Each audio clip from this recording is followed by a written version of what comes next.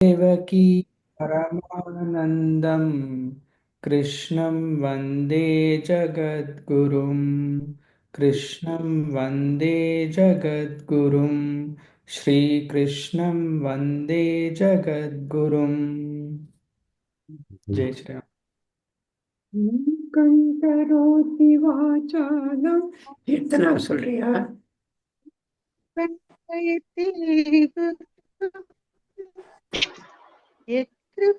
அந்த ஸ்லோகம் எனக்கு தெரியாது மாமா. சரி, நீங்க யாரோ பாடுற வாசாலம் லங்கயதே யத்ருபாதமகம் வந்தே பரமானந்த மாதவம். அச்சுதன் எனக்கு நிக்கல திடீர்னு போகும் அதனால அச்சுதம் கேசவம் ராமநாராயணம் அச்சுதம் கேசவம் ராமநாராயணம் கிருஷ்ணதாமோதரம் வாசுதேவம் ஹரிம் கிருஷ்ணதாமோதரம்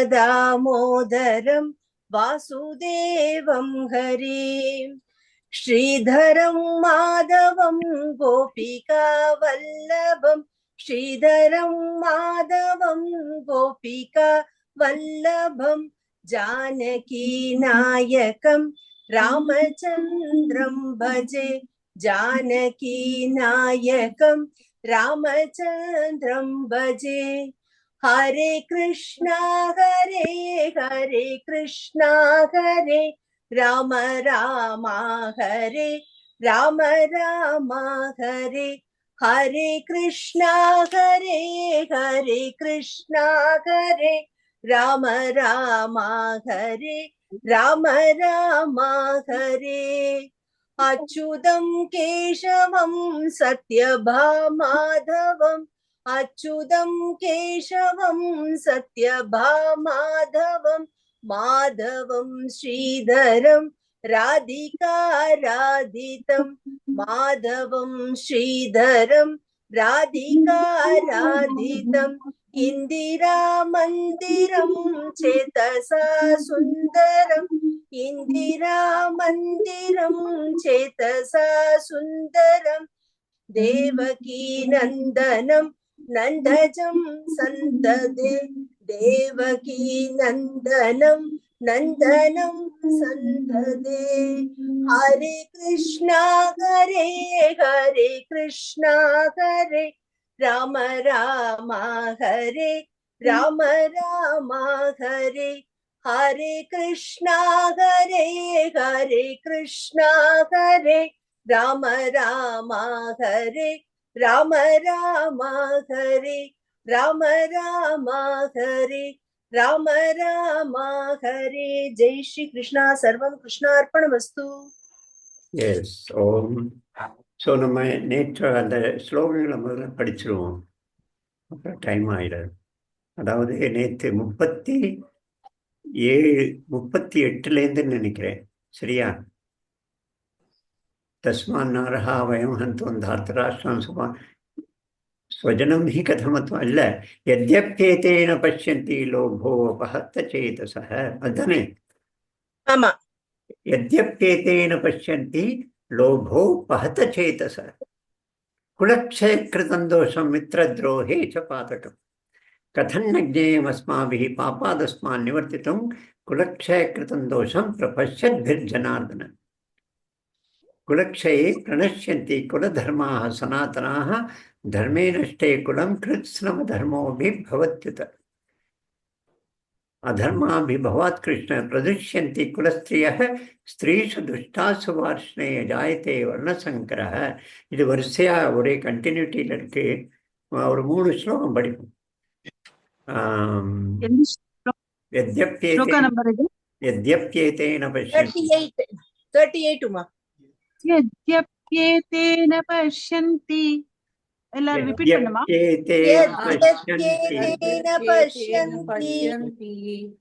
லோபோபஹத சேதசஹ லோபோபஹத சேதசஹ कुलक्षयकृतं दोषम् कुलक्षयकृतं मित्रद्रोहे च पातकम् मित्रद्रोहे च पातकम् श्लोक नंबर 39 कथन्न कथं ज्ञेयमस्माभिः ज्ञेयमस्माभिः पापादस्मान्निवर्तितुम् पापादस्मान्निवर्तितुम् कुलक्षयकृतं दोषम् कुलक्षयकृतं दोषम् प्रपश्यद्भिर्जनार्दन प्रपश्यद्भिर्जनार्दन कुलक्षये प्रणश्यन्ति कुलक्षये प्रणश्यन्ति कुलधर्माः सनातनाः कुलधर्माः सनातनाः धर्मे नष्टे कुलं कृत्स्नम् धर्मे नष्टे कुलं कृत्स्नम् अधर्मोऽभिभवत्युत अधर्मोऽभिभवत्युत சரி ஓ अधर्मो போரும் மூணு सुनिए மூணு ஸ்லோகம் ஓம் பாருங்க இப்ப அவனுடைய லாஜிக் எங்க போகுது பாருங்க. இது இப்போ சூக்ஷ்ம விஷயங்கள் எல்லாம் பேசுறான். இது வரைக்கும் ஸ்தூல விஷயங்கள் பேசினான். இப்போ சூக்ஷ்ம விஷயங்கள், அப்டிராக்ட் விஷயங்கள், அடுத்த லோகத்தை பத்திலாம் பேச போறான். அடுத்த தலைமுறையை பத்தி பேசுறான். இப்போ தர்மம் நஷ்டமாயிரும் அப்படின்லாம். அதுல ஒரு அகங்காரத்தையும் சொல்றான் முதல் ஸ்லோகத்துல. யத்யப்யேதேன பஷ்யந்தி லோபோ அபஹத சேதசாஹ. லோபத்தினால் அபகரிக்கப்பட்ட சேதஸ் மனஸ் கொண்ட அவர்கள் இதை பார்க்கவில்லை. எதை? இந்த மாதிரி அழிவினால வரக்கூடிய நண்பர்களுக்கும் குடும்பங்களுக்கும் ஏற்படக்கூடிய நாசத்தை அவர்கள் பார்க்கவில்லை. ஏன்னா அவர்களுடைய புத்தி பேராசையில கவரப்பட்டிருக்கு, அப்பகிருத்த ஹைஜாக் ஆயிருக்கு. பேராசையில அவங்கள கொஞ்சம் குறைவாக காட்டுறது. எப்பவுமே கம்பேரிசன்ல ஒன்று தன்னை பற்றி உயர்வாக சொல்லிக்கிறது ஒன்று, எடுத்தவனை கீழே காட்டுறது இன்னொரு சிஸ்டம். அது கொஞ்சம் நெகட்டிவ். அது கொஞ்சம் இன்னும் மோசமானது. தன்னை பற்றி உயர்வாக சொல்றதும் மோசமானது தான். அவன் அர்ஜுனன் ஒரு தடவை ரொம்ப களைத்து போய் டென்ட்டுக்கு போய் படுத்துக்கிறான். அப்போ தர்மபுத்திரன் ரொம்ப திண்டாடுறான் யுத்தத்துல. அப்படியே மூச்சு முற்றுறது. அர்ஜுனா அர்ஜுனான்னு கேட்குறான். வேற வழி அர்ஜுனன் காணல. அப்போ அவனை தப்பிச்சு ஓடி டென்ட்டுக்கு ஓடி வந்துடுறான் இந்த யுதிஷ்டிரன், அங்க பிடிபடாம இருக்க. டென்ட்டுக்கு வந்தா இவன் இங்க படுத்திருக்கிறான் அர்ஜுனன். அவங்க மெடிக்கல் அசிஸ்டண்ட் எல்லாம் அவனுக்கு காத்தடிச்சிட்டு இருக்காங்க. விசிறி சாமரம் வீசிட்டு இருக்கிறான், மருந்து தடவிட்டு இருக்கிறான், கை காலை பிடிச்சு விட்டுட்டு இருக்கிறான். அவருக்கு பயங்கர கோபம் வருது. அவமானம், யுத்தத்துல இந்த ஓடி வந்தது அவமானம். அந்த அவமானத்துல இப்படி இவனை பார்த்த உடனே பயங்கர கோபம் வருது. உனக்கெல்லாம் காண்டிவம் ஒரு கேடான்னு சொல்லிடு அப்படின்னு கத்திடுறான். சொல்லிட்டாரு தர்மபுத்திரன் யுதிஷ்டிரன்.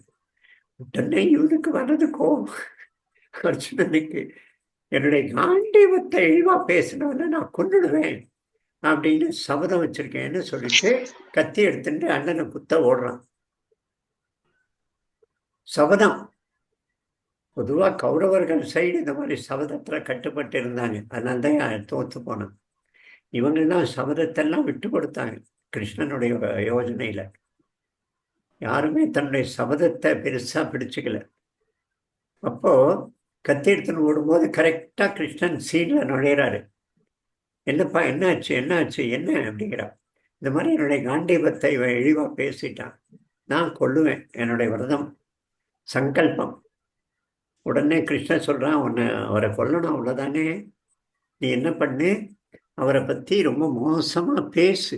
ஒரு ஆளை உடம்பு ரீதியா கொள்வதில்லை, கேவலமா பேசி அவமானப்படுத்தினா கூட கொள்வதுதான், கொள்வதற்கு சமம். அவருடைய பர்சனாலிட்டியை கொள்றோம். பேசுன்னா உடனே இவன் நீ ஒரு சூதாடி, நீ உன்னுடைய விஷயத்தால் தான் நாங்கள்லாம் இப்படி மாட்டிக்கிட்டோம், நாங்கள்லாம் கஷ்டப்பட்டோம், அப்படி இப்படி இப்படின்னு பெரிய ஸ்பீச்சு. சும்மா 1-2 நிறுத்திருக்கலாம். அவன் இதுதான் சான்ஸ்னு அண்ணனை நல்லா எடுத்துட்டான். எடுத்த உடனே ஒரு செகண்டு ரொம்ப உடனே சோகமாயிடுறான். எங்க அப்பாவுக்கு சமமா இருக்கிற எங்க அண்ணனை நான் இப்படி சொல்லிட்டேன், அதனால நான் இனிமே உயிர் வாழ தகுதி கிடையாது, நான் தற்கொலை பண்ணிக்கணுங்கிறான். உங்களெல்லாம் வச்சுன்னு நான் யுத்தத்தை எப்படி ஜெயிக்கிறது? இந்த மாதிரி ஆளுங்க நீங்க. சரி, தற்கொலை பண்ணிக்கணுமா? தற்கொலை பண்ணிக்கிறதுக்கு உடம்பு தான் கொல்லணும், நீ ஏதாவது விஷத்தை சாப்பிட்டா. ஆனா தன்னைத்தானே பெருமை பேசு, தன்னைத்தானே உயர்த்தி பேசு, நான் அப்படி, நான் இப்படி இப்படி. அது தற்கொலைக்கு சமங்கிறான். பாருங்க எப்படிப்பட்ட மெசேஜ் பாருங்க. தற்கொலைக்கு சமம். அப்போ நான் இந்திரன், நான் சந்திரன், நான் அது இது, நான் தான் யுத்தத்தை ஜெயிச்சேன், அப்படி இப்படின்னு தன்னை பற்றி பொழுது பேசுறான். முடிஞ்சுதா, வாங்க சண்டைக்கு போகலான்னு சொல்லிட்டு கிரவுண்டுக்கு அடிச்சுன்னு வரான் ஸ்ரீகிருஷ்ணன். இந்த மாதிரி இவன் என்ன செய்யறான் பாருங்க, எதிராளியே நீ கீழா காட்டுறான், தன்னை உயர்வா பேசுறான். யாரு? அர்ஜுனன். எத்யப்யேதேன பஷ்யந்தி லோபோ அபஹிருத சேதசஹ. ஹைஜாக்டு மைண்டுனால அவர்கள் எல்லாம் இதை பார்க்கவில்லை, அபஹிருத. ஆனால் நாங்கள் அப்படி, நாங்கள்லாம் எது தோஷம், மித்திரர்களுக்கு எப்படி நஷ்டமாகும், குடும்பத்துக்கு எப்படி நஷ்டமாகும், இதெல்லாம் தெரிந்தவர்கள் நாங்கள். நாங்க இப்படி செய்யுமோமா? நாங்க இது செய்யறது சரியா அப்படின்னு தன்னைத்தானே கொஞ்சம் உயர்த்திக்க முயற்சி பண்றோம். இதெல்லாம் அவனுடைய லாஜிக். அவர் ஒன்றும் சொல்லலை. அடுத்தது மித்திர துரோகே குலக்ஷ கிருதந்தோஷம் மித்திர துரோகே ச பாதகம். இந்த மித்திரர்களுக்கு துரோகம் உருவாக்கும் குலக்ஷயம், குலத்தில் ஏற்படக்கூடிய அழிவு, நாசம், க்ஷயம், க்ஷயரோகம். டியூபர்குலோசிஸ்க்கு பேரு க்ஷயரோகம். அப்படியே உடம்பு அப்படியே குலைஞ்சிட்டு வரும், ஷ்ரிங்க் ஆகிட்டே வரும் டியூபர்குலோசிஸ்ல. கடைசியில தோல் எலும்பு தான் இருக்கும் டிபியில. அதுக்கு பேரு க்ஷயரோகம். அப்போ குலக்ஷயம், குலம் அழிந்து போவதால் ஏற்படக்கூடிய, மித்திரர்களுக்கு ஏற்படக்கூடிய துரோகம், நஷ்டம், நாசம், இதை அவர்தான் பார்க்கல, நாங்க பார்க்காம இருக்க முடியுமா? எத்யப்யேதேன பஷ்யந்தி லோபோ பாசசேதச குலக்ஷய கிருதந்தோஷம் மித்திர துரோகே ச பாதகம் கதன்னேமஸ்மாவிஹி பாபாதஸ்மான் நிவர்த்தித்தும். எப்படி நாங்க தெரிஞ்சுக்காம இருக்க முடியும் இதுல ஏற்படக்கூடிய பாவம்? இந்த பாவத்தை எப்படி நிவர்த்தி பண்ணுவது, அது கூட எனக்கு தெரியல. இப்படிப்பட்ட பாவத்துல இறங்கிட்டோம் பாருங்க நாங்கள்லாம் அப்படிங்கிறான், குலக்ஷயம்ங்கிற பாவத்துல. இப்போ குலக்ஷயத்தினால என்னெல்லாம் நடக்கும் அப்படிங்கிறத சொல்லலாம் பாருங்க. குலக்ஷய கிருதந்தோஷம் மித்திர துரோகே ச பாதகம் கதன்னேமஸ்மாவிஹி பாபாதஸ்மான் நிவர்த்தித்தும் குலக்ஷய கிருதந்தோஷம் பிரபஷ்யத்பிர்ஜனார்தன. இந்த பாபத்திலிருந்து நான் விடுபடுறதுக்கு இது எப்படி வழின்னு யோசனை பண்ண வேண்டாமா? அப்படி யோசனை பண்றது சரிதானே, அதுதானே சரி அப்படிங்கிறான். பிரபஷ்யத்பிர்ஜனார்தன. அப்புறம் இது இதெல்லாம் பிரபஷ்யத், இதெல்லாம் பார்க்கக்கூடிய நாங்கள் எப்படி இந்த மாதிரி விஷயத்துல யோசனை பண்ணாம இருக்க முடியும் அப்படிங்கிறான். அடுத்தது நம்ம அது இப்ப 3வது சொன்னோம் இல்லையா, குலக்ஷயே பிரணஷ்யந்தி குல தர்மாக சனாதனாக தர்மே நஷ்டே குலம் கிருத்ஸ்ரம தர்மோபி பவத்யுத. குலக்ஷயத்தினால குல தர்மங்கள் அழிந்து போகும். பிரணஷ்யந்தி, நாசமாகும் குல தர்மங்கள். அவரவர் குலத்துக்குன்னு பாரம்பரியமா இருக்கிற சில தர்மங்கள் இருக்கு. அது அழிந்து போனதுனால்தான் சில குடும்பங்கள்ல குலதெய்வம் எது, குலதெய்வ கிராமம் எதுங்கிறது மறந்து போயிடுது. யாரோ ஒரு தலைமுறையில நாஸ்திகவாதம் பேசி அதெல்லாம் ஒன்றும் அவசியம் இல்லை குலதெய்வம் போகிறதுன்னு அப்படியே விட்டா, அதுக்கப்புறம் அவருக்கு ஒரு ஆப்ஷன் இருக்கு. வைத்தீஸ்வரன் கோயில், திருப்பதி, அது மாதிரி மதுரை, பழனின்னு பொதுவான கோயிலை வச்சுக்கலாம் குலதெய்வமா. பட் தன்னுடைய முன்னோர்கள் இருந்த ஒரு வழிபட்ட ஒரு கோவில் மறந்து போகிறது. ஏன்னா குல தர்மம் அழிந்து போவதனால. எனக்கு ஒரு அண்ணன் இருக்கிறான், இப்போ சமீபத்தில் உயிர் போச்சு, அவனுக்கு பெரியமா பையன். அவன் நாஸ்திகன், இதெல்லாம் எல்லாத்துலேயும் எதுலேயுமே நம்பிக்கை இல்லை. ஆனால் ஒரு தடவை குலசீலத்தில் அவனை பார்த்தேன். குணசீலமா, திருச்சி பக்கத்தில் குணசேகரமா, குணசீலம். அந்த குணசீலத்தில் அவனை பார்த்தேன். நான் கேட்டேன், என்ன குலதெய்வத்துக்கு வந்திருக்கிறான்னு. அவருக்கு குலதெய்வம் குணசீலம். அவன் தில்லியில் இருக்கிறான். ஆமாம், இங்கே வந்து நான் ஆறார இந்த மண்ணு மேலே நடக்கும்போது ஐ கனெக்ட் வித் மை ஆன்செஸ்டர்ஸ்னு சொன்னான். என்னுடைய முன்னோர்களோடு நான் கனெக்ட் ஆகிறேன்னு சொன்னான். கோவில் வழிபாடு செய்யாத ஒருத்தர். ஸோ இந்த குல தர்மம் வழி வழியாக வந்த தர்மங்கள் அழிந்து போகும். ஏன்னா குலமே இல்லை. குலத்தை தர்மத்தை கடைபிடிக்கக்கூடிய ஆண்களே இல்லை. குலத்தை கண்டினியூ பண்ணக்கூடிய குழந்தை பெறக்கூடிய ஆண்களே இல்லை. எல்லாம் செத்து போயிடுவாங்க இந்த யுத்தத்தில். எவ்வளோ லாஜிக்கலாக சொல்கிறான் பாருங்க அவன் பேசுவது. குலதர்மே சனாத்தனமான குல தர்மங்கள் அதெல்லாம் பிரணஷ்யந்தி, அழிந்து போகும். தர்மே நஷ்டே குலம் கிருத்ஸ்னம் அதர்மோபி பவத்யுத. அதாவது ஒரு பக்கம் தர்மம் அழியும், மற்றொரு பக்கம் என்ன ஆகும், அதர்மம் ஓங்கிடும். நேச்சுரலி வேக்யூம்ல என்ன ஆகும், எதுவுமே வேக்யூமாக இருக்க முடியாது, காலி இடமா இருக்க முடியாது. அதில் நல்ல விஷயம் அதுலேருந்து அகன்று விட்டால் கெட்ட விஷயம் குப்பை சேர ஆரம்பிச்சிடும். வயலில் நீங்கள் நெல் விளைவிக்கலைன்னா புதரு, காளான், இது கேக்டஸு, புல், இதுதான் வளரும். நெல் வளராது. நெல் வளர்க்க நம்ம முயற்சி பண்ணணும் நெல் வளர்க்க. பட் நெல் வளர்க்கறது நின்று போச்சுன்னா, அழிஞ்சு போச்சுன்னா மெதுவாக இந்த கெட்ட விஷயங்கள் வர ஆரம்பிச்சிடும். இது எல்லாத்துக்குமே எம்டி மைண்ட் என்னமோ சொல்லுவாங்களே, அதில் வந்து devil's workshop, empty mind அப்படின்பா. டெவில் எம்டி மைண்ட் வந்து பிசாசுகளுடைய இருப்பிடமா. ஏன்னா காலியாக இருக்குது, எந்த ஆக்குபேஷனும் இல்லை. சமையல் நேரத்தை இது பண்ணுறதுக்கு சமையல் வேலை விட்டு போச்சுன்னு சொன்னால் டிவி தான் சாஸ்வதம். பர்மனெண்ட்டாக டிவி முன்னால் உட்காந்துருவோம். வீட்டில் செய்கிறதுக்கு நிறைய வேலைக்காரங்க இருந்தாங்கன்னா அவருக்கு என்ன செய்யறதுன்னு தெரியாமல் இந்த மாதிரி வேறு விஷயங்கள்ல மனசு போயிடும். அப்படி குல தர்மம் அழிந்து போனால் அவன் என்ன சொல்றான், அதர்மாபி பவதி அபிபவதி. அதர்மம் அதிகமாக அதில் வளர்ந்து விடும் அப்படிங்கிறான். ரொம்ப லாஜிக்கலாக சீக்வென்ஷியலாக சொல்கிறான், வரிசையாக, ஸ்டெப் பை ஸ்டெப். அண்ட் ரொம்ப கரெக்டு ஆர்கியூமெண்ட், சந்தேகமே கிடையாது. ஆனால் ஆர்கியூமெண்ட்டுக்கான காரணம் தப்பு. காரணம் வந்து அவனுடைய இந்த தேவையில்லாத பந்தம், இவர்கள் எல்லாம் என்னுடையவர்கள் அப்படின்னு நினைப்பது காரணமாக இதெல்லாம் சொல்கிறோம். வேறொரு காரணத்தில் சொல்லலை. நம்ம வந்து இப்போ வந்து வக்ஃபு பில்லு வரும்போது காங்கிரஸ், சமாஜ்வாதி பார்ட்டி ஆளுங்கள்லாம்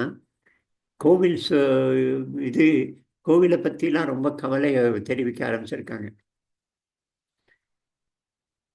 அதாவது அவனுக்கு கோவிலை பற்றி அக்கறை வந்து இதை பேசினா பரவாயில்ல, பட் வேற ஒரு காரணத்துக்காக, வேற ஏதோ டிஃபெண்ட் பண்ணுறதுக்காக திடீர்னு நம்ம திமுகவும் அதை செய்கிறது தமிழ்நாட்டில். இந்த மாதிரி தர்மம் அழிந்து போனால், குல தர்மங்கள் அழிந்து போனால் அதர்மம் ஓங்கிவிடும். இது அர்ஜுனனுடைய லாஜிக். ஆனால் அதுக்கு காரணம் அவன் சொல்றது, நான் யுத்தம் புரிந்தால், அதுதான் காரணம். நான் யுத்தம் ஏன் புரிய மாட்டேன்? ஏன்னா என்னுடைய ஆளுக்கு எல்லாம் செத்து போயிடுவாங்க. ஏன்னா இது நேற்று ஏன் தோணலை? அன்னைக்கு போய் பசுபதி அஸ்திரம் வாங்கிட்டு வரும்போது ஏன் தோணலை? அன்னைக்கு சபதம் எடுத்தியே அன்னைக்கு அப்ப ஏன் தோணலை? கர்ணனுக்காக ஆயுதங்களை வாங்கிட்டு வந்து இந்திரலோகத்திலேருந்து அப்ப ஏன் தோணலை? இது இப்ப ஏன் தோன்றது உனக்கு இதெல்லாம்? ஸோ இது வீக்னஸ் அடிப்படையில் நம்ம ஒருத்தன் வேலையை விட்டுருவான், வேலை போயிடும், அல்லது வேலையை விட்டுருவான், வேலை போயிடும்னு வச்சுங்களேன். அவன் வந்து என்ன பெரிய வேலை இல்லைன்னா என்ன ஆகும் அப்படிமா, இது என்ன பெருசா, நான் வந்து அவன் இது கொடுக்க மாட்டேன்னு சொல்லிட்டான், உடனே வேலையை விட்டு வந்துட்டேன்னு சொல்லுவான் வீராவேசமா. அவன் உணர்ந்து சொல்லலை. இது படிக்காதவன் மார்க்கு குறையும் போது ஃபெயிலானா என்ன, பாஸ் ஆகிறவன் எல்லாம் பெருசா வாழ்க்கையில கிழிக்கிறானா, மெரிட்ல வரவன் எல்லாம் பெருசா வாழ்க்கையில பெருசா ஏதோ சாதனை பண்றானா, ஃபெயிலானா என்ன, வாட் இஸ் த லாஸ் அப்படிமா. லாஜிக் தப்பில்லை, கரெக்டு தான். ஏன்னா படிக்கிறதுனால மட்டுமே வாழ்க்கையில வெற்றின்னு கிடையாது, உண்மைதான் அது. ஆனா இந்த லாஜிக்கு பேசிஸ் தப்பு. சோம்பேறி படிக்கல, அதனால ஃபெயில் ஆயிட்டான், தன்னுடைய சோம்பலை மறைக்க இப்படி ஒரு லாஜிக் பேசுறான். அந்த மாதிரி இந்த அர்ஜுனனுடைய லாஜிக் இருக்கு. அப்படி இந்த ஸ்லோகங்கள்ல இன்னும் இருக்கு, இன்னும் ஒரு 6-7 ஸ்லோகம் சொல்லுவான். இன்னும் இதுக்கெல்லாம் போவான், சொர்க்கலோகத்துக்கெல்லாம் போயிடுவான். முன்னோர்கள் எல்லாம் நரகத்துல விழுந்துருவாங்க, ஏன்னா அவங்களுக்கு ஸ்ராத்தம் பண்றதுக்கு ஆள் இருக்காதுங்கிறான், பிண்டம் கொடுக்க ஆள் இருக்காதுங்கிறான், எல்லாரும் நரகத்துக்கு விழுந்துருவாங்க. பாவம். கிருஷ்ணனும் அப்படியே தான் நினைக்கிறான், பாவம்பா குழந்தை அப்படின்னு நினைச்சுட்டு தலையில கன்னத்துல கை வச்சுட்டு கேட்கிறான். சரி, நீங்க ஏதாவது சொல்லணும்னா சொல்றீங்க. விஷயம் அவ்வளவுதான் இன்னையோட அர்ஜுனன் ஸ்லோகத்துல. அவனோட லாஜிக் வந்து தப்பா இருந்தாலும் அதுதான் என்னமோ இப்ப நடந்த மாதிரியே இருக்கு. கரெக்டா அதே மாதிரி இந்த இதுக்கப்புறம் தர்ம யுத்தத்துக்கு அப்புறம் தர்மம் அதர்மம் எல்லாம் குழம்பு போச்சு, குலக்ஷேயம் ஆயிடுச்சு. ஸோ இது ரியாலிட்டியா வந்துருச்சு இப்ப. அது இது பெட்டரா இல்ல அவன் சொல்றது பெட்டரானே தெரியல. அவன் லாஜிக் தப்புன்னு சொல்லலையே, அவன் லாஜிக் ரொம்ப கரெக்டு. பட் அவனுடைய அதுக்கான காரணம், லாஜிக்கான காரணம் பேஸ் தப்புன்னு தான் சொன்னோம். நீங்க அது அவனோட பேஸ் தப்பு. கரெக்ட். சத்திரியர்கள் அழிஞ்சு போனது பெரிய நஷ்டமாயிடுச்சு. கௌதம் புத்தர் வந்து இன்னும் அழிச்சிட்டார் அதை, அஹிம்சை பத்தி பேசி. அசோகர் வந்து இன்னும் அழிச்சிட்டான். எல்லாரையும் கட்டாயமா இது பண்ணி புத்தர் வழிக்கு மாற்றி ஆயுதங்கள் பண்ண மாட்டேன், ராஜாவுக்கு மிலிட்ரி வேண்டாம். நம்ம கிறுக்க நம்ம தேசத்துல ஒரு ஆள் இருந்தான், பிடிவாதக்காரன். எப்படி கத்தியை காட்டி கொள்ளக்காரன் வந்து இன்னொருத்தன்ட்ட கையை வச்சு கத்தியை வச்சு பணத்தை எடு அப்படின்னு மிரட்டுவானோ, இவர் இந்த ஆள் என்ன பண்ணுவாரு, கத்தியை தன்மையில வச்சுப்பார், நான் செத்து போயிடுவேன் நான் சொன்னதை கேளுன்னு. அப்படி நம்முடைய இந்த காந்தி 47 சொன்னாரு, மிலிட்ரிலாம் வேண்டாம், மிலிட்ரி கூடாதுன்னு சொன்னார். நல்ல வேளை செத்து போயிட்டாரு. நல்ல வேளை காங்கிரஸ்காரன் அவன் சொன்னதை கேட்கல, இல்லைன்னா என்ன கதியா இருக்கும். இந்த பக்கம் பாகிஸ்தான், இந்த பக்கம் ஒரு பாகிஸ்தான், மேல சைனா, என்ன ஆயிருக்கும் இந்த தேசத்துக்கு. ஸோ இந்த மாதிரி உண்மைதான் நீங்க சொல்றது, க்ஷத்திரியர்கள் பெரிய எண்ணிக்கையில் அழிந்து போனது ஒரு காரணம்தான். ஆனா கூட நம்ம மீண்டும் அதுல இருந்து, ஏன்னா தர்மம் இருந்தது. சந்திரகுப்தன் அதுக்கப்புறம் வந்தவன், சமுத்திரகுப்தன் அதுக்கப்புறம் வந்தவன், விக்ரமாதித்தன் அதுக்கப்புறம் வந்தவன், அலெக்சாண்டரை தோற்கடித்தான் சாணக்கியனும் சந்திரகுப்தனும் சேர்ந்து. அதுக்கப்புறம் வந்த செல்யூக்கஸ் நிகேட்டரை விரட்டி அடிச்சான் சாணக்கியனும் சந்திரகுப்தனும் சேர்ந்து. கிட்டத்தட்ட 1000 வருஷம் அதுக்கப்புறம் இந்த தேசத்துல படையெடுப்பே இல்லை, நல்ல சிறப்பா இருந்தது. இவெல்லாம் இப்பதானே வந்தா துளுக்க, சிரியா துளுக்க முதல் தடவை 732 39 வந்தான். சந்திரகுப்தன்லாம் 2500, அந்த சமயத்து ஆளு 2400 2200 போல இருக்கு கௌதம் புத்தருக்கு அப்புறம். அந்த மாதிரி நம்ம வந்து அழிஞ்சு போனா கூட திரும்ப ரிவைவ் ஆயிடும், ஏன்னா தர்மத்தை வச்சிருக்கோம், தர்மம் உயிரோட இருக்கு. நீங்க கற்பனை பண்ணி பாருங்க, ஆதிசங்கரன் தேசம் முழுக்க புத்த மதத்துக்கு மாறி போச்சு. இதை இந்த திமுக செய்யல, அவுரங்கசீப் செய்யல, அசோகன் செய்தான். அதெல்லாம் வேத பாடசாலை பணம் கொடுக்கறத நிறுத்தினான், வேத பண்டிதர்களை பட்டினி போட்டான், அவர்களை பாய்காட் பண்ணினான், குடுமையா இருக்கிற வேலையெல்லாம் கூட நடத்தினான்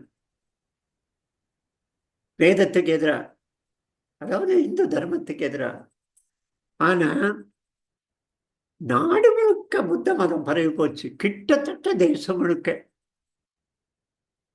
ஒரே ஒரு சின்ன கோடி, தென் கிழக்கு கோடி, தென் மேற்கு கோடி, கேரளா, அங்கிருந்து சின்ன கிராமத்துல இருந்து ஒரு பையன் பிறக்கிறான்.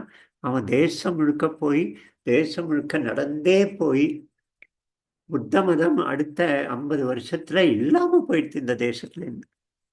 வெளிதேசத்துக்கு தூக்கி அடிச்சிட்டாரு. இதுதான் நேச்சுரல் ஜஸ்டிஸ்.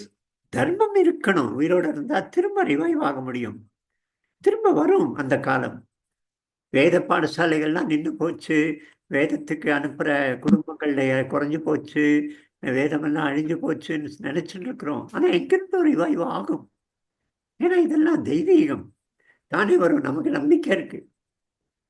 ஏன்னா கொஞ்சம் நூலை பிடிச்சிருக்கிற மாதிரி ஒரு சிலர் பிடிச்சிருக்காங்க, அதெல்லாம் பிடிச்சு வச்சிருக்காங்க, வரும் அது. அதனால சத்திரியர்கள் அழிந்து போனால் குலதர்மம் அழிந்து போகுங்கிறது உண்மைதான். அது கொஞ்சம் நம்ம நாட்டில் நடக்கவும் நடந்தது. ஆனா அது மட்டும் காரணம் இல்லை, அதை தாண்டி நம்ம வந்துட்டோம். அதற்கு பிறகு வேற பல ஃபேக்டர்ஸ். கௌதம் புத்தத்துடைய அஹிம்சை ரொம்ப அதிக பிரச்சாரம், அதே போல காந்தியை தலையில் தூக்கி வச்சுட்டு அவர் சொன்னது கேட்டு ஆடி, அது ஒரு காரணம். இன்றைய வரைக்கும் நமக்கு வன்முறை, ஆனா வன்முறை பத்தி பேசினாலே தப்புன்னு நினைக்கிறோம், வீட்டுல ஆயுதங்கள் வச்சுட்டா தப்புன்னு நினைக்கிறோம். ஆயுதம், ரைஃபிள், துப்பாக்கி லைசன்ஸ் வாங்கணும்னு நினைச்சா தப்புன்னு நினைக்கிறோம். துப்பாக்கி லைசன்ஸ் எதுக்கு வேணும்? we don't believe in violence அப்படின்லாம் பேசுறோம். பெருசா பேச்சு பெருசா இருக்கு. இந்த எஃபெக்ட்ல தான் அது ஆயிருக்கு. நீங்க சொன்ன விஷயம் டெஃபினட் ஆயிருக்கு தான், சந்தேகம் தான், நமக்கு கவலை தான். அதை பத்தி செய்வோம். சரி, இந்த பாயிண்ட் தான் எப்போதும் நானும் நினைப்பேன் வெங்கட. ஏன்னா இது சொன்னதை எப்போதும் நான் அதை கோரிலேட் பண்ணுவேன். கரெக்ட், இப்ப சிச்சுவேஷன் அப்படிதானே இருக்கு, அவர் சொன்ன மாதிரி அப்படியே கரெக்ட். I also. சரி சொல்லுங்க வேற ஏதாவது. வெங்கட வேலாயுதம் சொல்றது இன்டர் காஸ்ட் மேரேஜ் பத்தி சொல்றாருன்னு நினைக்கிறேன். Inter religion, inter caste marriage. ஓ, அது அடுத்த ஸ்லோகத்துல வருது, அதை பத்தி டிஸ்கஸ் பண்ணுவோம். வர்ண சங்கரம்னு. இன்டர் காஸ்ட் இல்ல பிரச்சனை, இன்டர் ரிலிஜன், இன்டர் வர்ணம் பிரச்சனை. இன்டர் வர்ணம். இப்ப நீ கிடைச்சிருக்கிற வெங்கட வேலாயுதத்துக்கு அவங்களுடைய மைண்ட் செட் அப்படியே இருக்கு. 2 பேரும் ஒத்து பல விஷயங்கள்ல சேர்ந்து வேலை செய்ய முடியறது. ஏன்னா வர்ணம் காமனா இருக்கு. ஆனால் வர்ணம்ல கிளாஷ் வந்தா ஒத்து போய் ஒரு விஷயத்துல வாழ்க்கையில ஈடுபட முடியாது, பெரிய பிரச்சனை வரும். அதனால இன்டர் வர்ணம், இன்டர் ரிலீஜன் மைண்ட் செட் பார்ப்போம். அதை பத்தி அடுத்த ஸ்லோகம், அது அடுத்த 3 நாள்ல வரும். சரி சொல்லுங்க வேற. அப்பா, ராமாயணமே ஆட்டம், மகாபாரத யுத்தமே ஆட்டம், தர்ம சம்ஸ்தாபனத்துக்கு அப்படின்னு சொல்லிட்டு தான் இந்த யுத்தங்களே நடந்தது.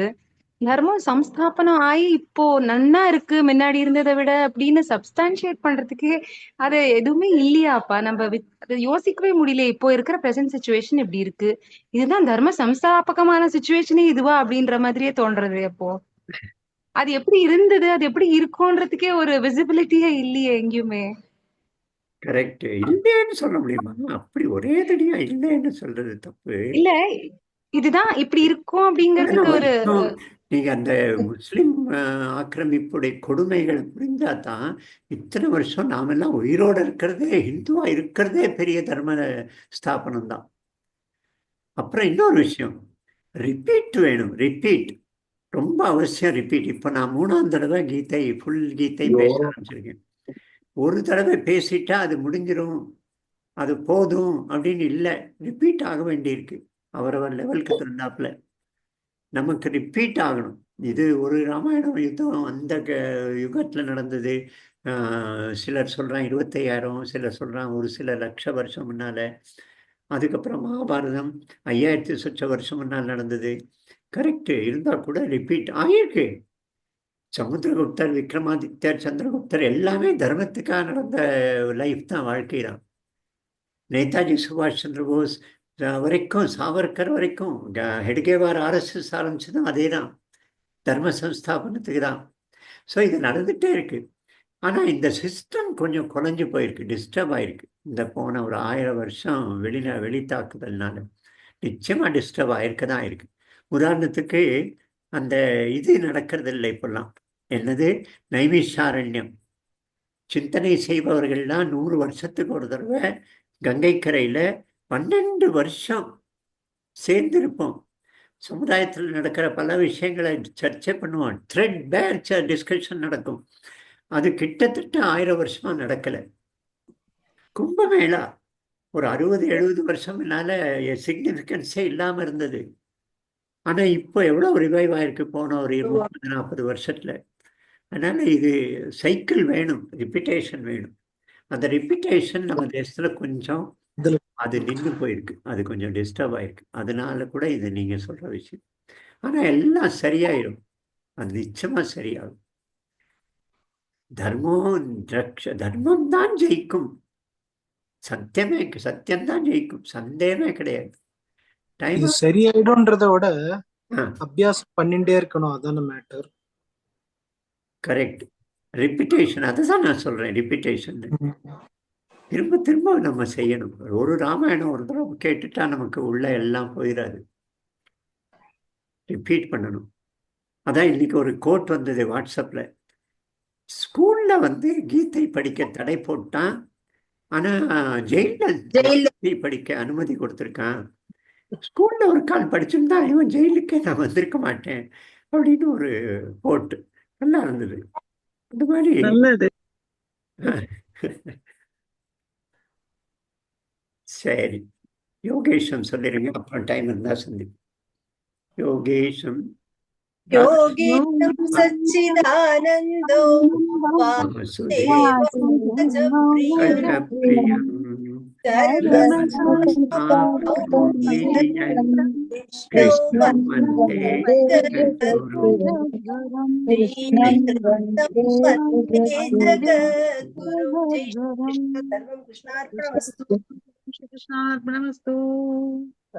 ஜெய் ஸ்ரீ.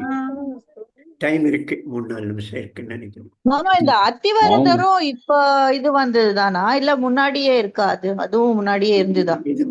40 வருஷத்துக்கோ என்னமோ 48 வருஷத்துக்கோ ஒரு தடவை வெளில வராரு அப்படின்னு அத்திவரதர். ஒரு கால் அது காஞ்சிபுரத்துல இவன் துக்ளக்கு, இவன் முகமது பின் துக்ளக்கு, அந்த அவன் வந்தான்ல அடிச்சு கொள்ளையடிக்க, அந்த தங்க ரங்கநாதன் விக்கிரகத்தை எடுத்துன்னு போக. அப்போ இதை கஜினி, அது முகமது பின் துக்ளக், அவனுடைய வேற பேரு உலுக் கான் முதல்ல. அந்த சமயத்துல எடுத்து தண்ணியில போட்டிருக்கலாம், தெரியாது நமக்கு. வரலாறு எல்லாம் டாக்குமெண்ட் நிறைய படிக்கணும். இப்போ சாணக்கியருடைய அர்த்த சாஸ்திரம் எப்போ 2500 வருஷம் முன்னால அவர் எழுதியது சாணக்கியர். ஆனா இப்போ 100 வருஷம் முன்னால யாரோ ஒரு விவசாயி மைசூர் கிட்ட அதை மண்ணை நோண்டுன்னு இருக்கும்போது, ஏர் உழுதுட்டு இருக்கும்போது கிடைச்சிருக்க ஒரு போத்தி, அரசன் இலை, பனை ஓலையுடைய ஒரு இது அரசன் கிட்ட கொடுத்திருக்காரு. அரசன் பண்டிதர்கள்ட்ட கொடுத்து அதை படிக்க சொல்லியிருக்கான். பார்த்தா அர்த்த சாஸ்திரம். அதனால நமக்கு டாக்குமெண்டேஷன் பல சமயம் பலது இதுவாயிருக்கு. ஆயிரக்கணக்கான வேதங்கள்ல இன்னைக்கு ஒரு சில சாக்கைகள் தான் இருக்கு, ஆயிரக்கணக்கில் இருந்திருக்கு. அது சொல்றாங்க எஜுர்வேதத்துல இத்தனை, அத்தர்வண வேதம் கிட்டத்தட்ட அழிஞ்சே போச்சு, அத்தர்வண வேதம். அதனால இது நமக்கு தெரியாது அத்திவரதரை பத்தி. அப்படி சொல்றா இப்போ வந்தபோது. பட் அந்த சமயத்துல இந்த காரணத்துக்காக தண்ணியில போட்டிருக்கலாம் விக்கிரகத்தை, துளுக்கண்ட இதுக்காக தெரியாது.